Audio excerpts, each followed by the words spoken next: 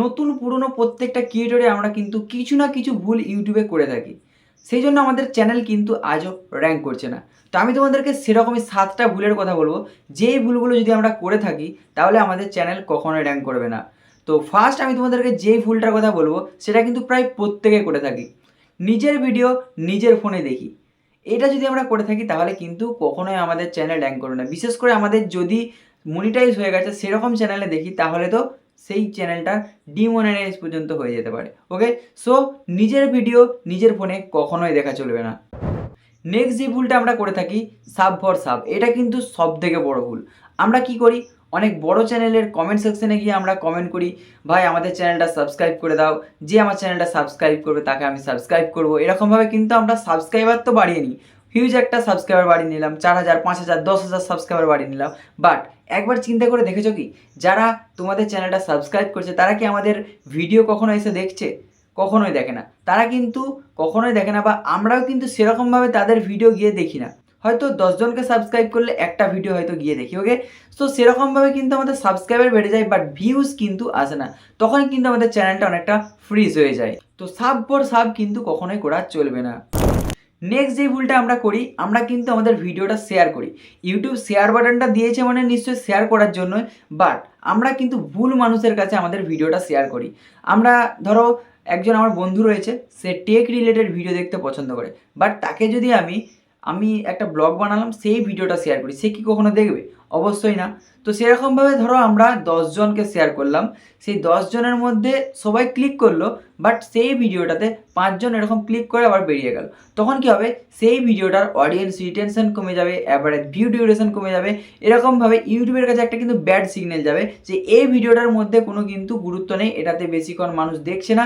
এরকমভাবে কিন্তু সেই ভিডিওটার ভিউ আর যাবে না, ওখানেই কিন্তু থেমে যাবে।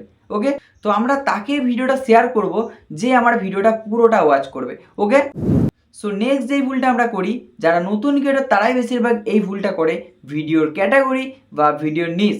আমরা কি করি, যারা নতুন ক্রিয়েটার, আজকে একটা ব্লগ বানালাম, কালকে সেই চ্যানেলটাতে আবার একটা টেক ভিডিও বানালাম, আবার পরশু দিনে আবার একটা কুকিং ভিডিও বানালাম। তো এখন তোমরা বলো, যারা তোমাদের কুকিং ভিডিওটা দেখে তোমাদের চ্যানেলটা সাবস্ক্রাইব করেছে তারা কি কখনো ব্লগ ভিডিওটা তোমার দেখবে, না টেক ভিডিওটা দেখবে? যারা আবার টেক ভিডিওটা দেখে সাবস্ক্রাইব করেছে তোমাদের চ্যানেলটা, তারা কি কখনো তোমাদের কুকিং ভিডিও দেখবে, না ব্লগ ভিডিও দেখবে? কখনোই কিন্তু দেখবে না। সো তোমাদের চ্যানেলের নিজ কিন্তু একটাই রাখতে হবে, যদি তোমরা ব্লগ বানাও তাহলে তোমাদেরকে ব্লগই বানাতে হবে, যদি কুকিং রিলেটেড ভিডিও বানাও তাহলে কুকিং রিলেটেড ভিডিও বানাতে হবে। সো এরকমভাবে আমাদের চ্যানেলের ক্যাটাগরি বা নিজ কিন্তু একটাই রাখতে হবে। এরপরে আমরা ধরো একটা টেক রিলেটেড ভিডিও বানাচ্ছি, তাহলে কিন্তু আমরা যদি আবার ব্লগ বানাতে চাই তখন কিন্তু আমাদেরকে একটা নতুন চ্যানেল ক্রিয়েট করতে হবে। ওকে, না হলে আমাদের চ্যানেল কখনোই কিন্তু গ্রো করাতে পারবো না। এরপর নেক্সট যে ভুলটা আমরা করি, ভিডিও কনসিস্টেন্সি। তোমরা যারা নতুন ক্রিয়েটর রয়েছে বা পুরনো ক্রিয়েটরও অনেকে করে এই ভুলটা, কখনো তোমরা 1 মাস পরে ভিডিও আপলোড দিলে, কখনো তোমরা 1 সপ্তাহ পরে ভিডিও আপলোড দাও, কখনো আবার 6 মাস পরেও ভিডিও আপলোড দাও। সো এরকমভাবে ভিডিও আপলোড করলে কিন্তু হবে না। সপ্তাহে আমরা যেই দিনে ভিডিও আপলোড করব, যদি আমরা সোমবারে ভিডিও আপলোড করি তাহলে আমাদেরকে পরের সপ্তাহে সোমবারেই ভিডিও আপলোড করতে হবে। আর প্রত্যেক সপ্তাহে যদি আমরা একটা করে ভিডিও দিই তাহলে আমাদের প্রত্যেক সপ্তাহে একটা করেই ভিডিও দিতে হবে, আর সেম ডেটে কিন্তু আমাদেরকে ভিডিও দিতে হবে। ওকে, এতে করে তবেই কিন্তু আমাদের যে ভিডিওর কনসিস্টেন্সি সেটাই বোঝাই থাকবে, অ্যান্ড আমাদের যে ইউটিউব চ্যানেলটা সেটা গ্রো করতে অনেকটাই হেল্প হবে। এরপর আমরা নেক্সট যে ভুলটা করে থাকি, কোয়ালিটি ইমপ্রুভমেন্ট।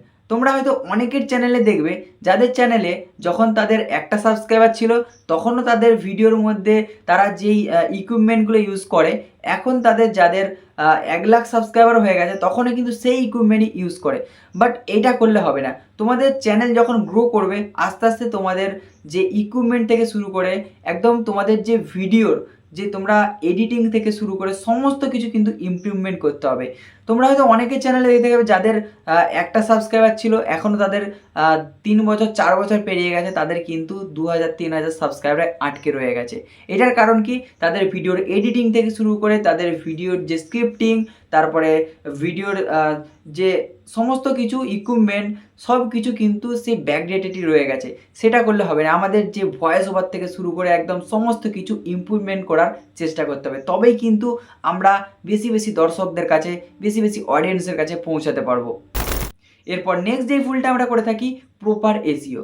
শর্ট ভিডিও হোক বা লং ভিডিও হোক, প্রত্যেকটা ভিডিওতে আমাদেরকে কিন্তু প্রপার এসইও করতে হবে। প্রপার এসইও বলতে প্রপার এসইও হলো একটা ভিডিওর proper title, proper tag, proper description, proper thumbnail সমস্ত কিছু প্রপারভাবে দিয়ে তবেই কিন্তু সেই ভিডিওটাকে আপলোড করতে হবে, নয়তো আমাদের ভিডিও কখনোই র্যাঙ্ক করবে না, কখনো সার্চ র্যাঙ্কেও যাবে না। আর শর্টস ভিডিও হলে তো সেটা কখনো শর্টস ফিডেই যাবে না। ওকে, সো আমাদেরকে প্রপারভাবে সমস্ত কিছু কমপ্লিট করে তবেই ভিডিও আপলোড করতে হবে। তো গাইস, আমি তোমাদেরকে যে প্রবলেমগুলো বললাম এই প্রবলেমগুলো তোমরা যদি সলভ করে নিতে পারো তাহলে কিন্তু তোমাদেরকে ইউটিউবেতে গ্রো করা থেকে কেউ আটকাতে পারবে না। সো এই প্রবলেমগুলো সলভ করে নাও এখনই, আর ইউটিউবে খুব তাড়াতাড়ি গ্রো করে নাও। আর তোমরা যদি কোনো ভিডিওর প্রপার এসইও কীভাবে করবে, সেটা শর্ট ভিডিও হোক বা লং ভিডিও হোক, সেটা জানতে চাও তাহলে তোমরা এই ভিডিওটার কমেন্ট সেকশানে এসইও লিখে দাও, তাহলে তোমাদেরকে আমি একটা নেক্সট ভিডিওতে প্রপারভাবে কিভাবে এসইও করবে সেটার একটা ডেডিকেটেড ভিডিও বানিয়ে দেবো। ওকে, আরেকটা ভিডিওর প্রপার অডিও রেকর্ডিং তোমরা কিভাবে করবে একদম প্রফেশনালভাবে, সেটা যদি জানতে চাও তাহলে তোমরা এই ভিডিওটা দেখে আসতে পারো।